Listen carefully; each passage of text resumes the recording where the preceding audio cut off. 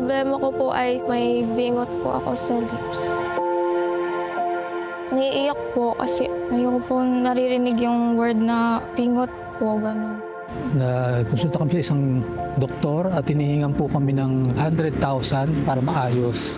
Hindi naman po namin kaya. Sinabi po sa akin ni Mama na may nahanap po siyang may gagawa po ng free.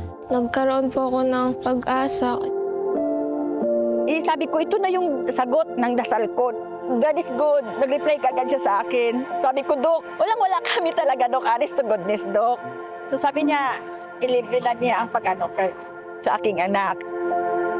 Gusto ko yung mga pangarap ko na iniwan ko na bumalik sa akin. Unahin muna natin ang link, konti sa ilong. Later na natin na yung symptom.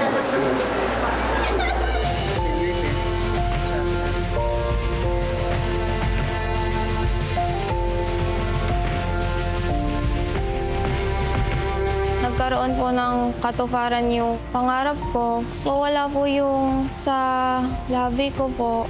May lakas na po ako ng loob. Pag naayos na po na fully, hindi na po ako mahihiyang makipag-usap at makipagtinginan sa mga tao.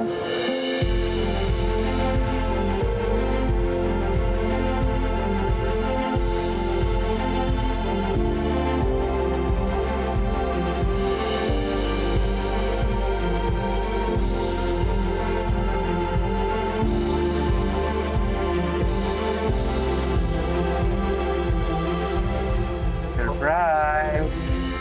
Okay, namamaga pa ha? You look like an angel. Sobra, una, nagpasalamat ko sa Panginoon. Pangalawa kay Doc Jim. Grabe yung bumaba ang aking anak sa Hospital on Wheels. Nashock ako kasi yung lips niya. Kahit namaga pa siya sa after operation, grabe nakita ko talaga nga, Diyos ko Lord, grabe talaga ang power mo, Panginoon ko, na gibigay mo kay Doc Jim. Thank you so much, Lord.